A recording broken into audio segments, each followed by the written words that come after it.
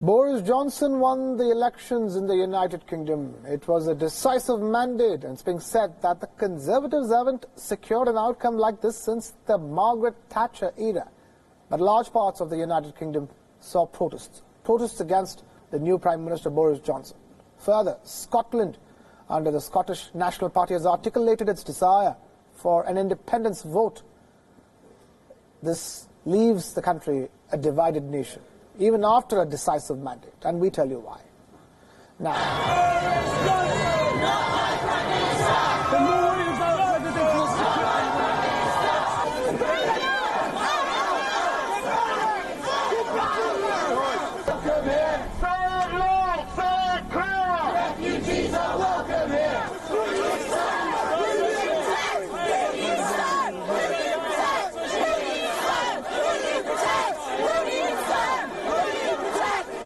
On your screens now are visuals of protesters marching through central London outside Boris Johnson's 10 Downing Street residence to Trafalgar Square.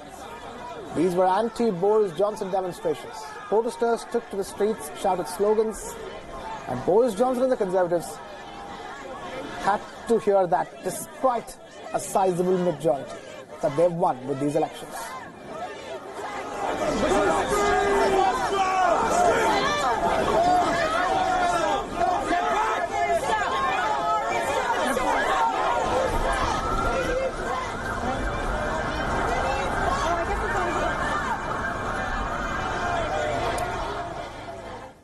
Now, the usual answer we will avoid tonight, that these were just scattered displays of soreness against the popular mandate.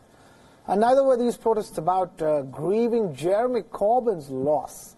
The Labour Party under Corbyn secured a spectacular defeat. It lost long-held bastions in the Midlands and north of England to the Tories, where their very thought was once considered an egregious sin.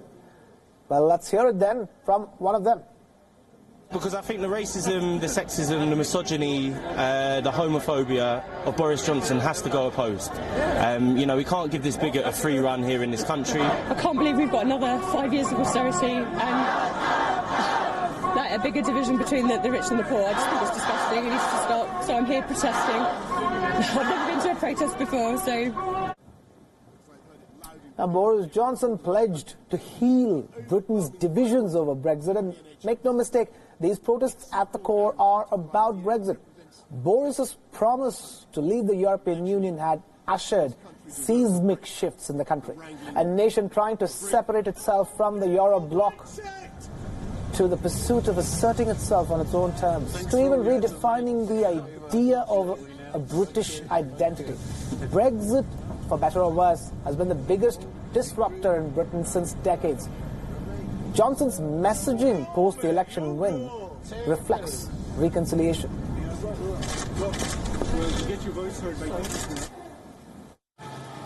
I frankly urge everyone on either side of what are, after 3.5 years, after all, an increasingly arid argument, I urge everyone to find closure and to let the healing begin.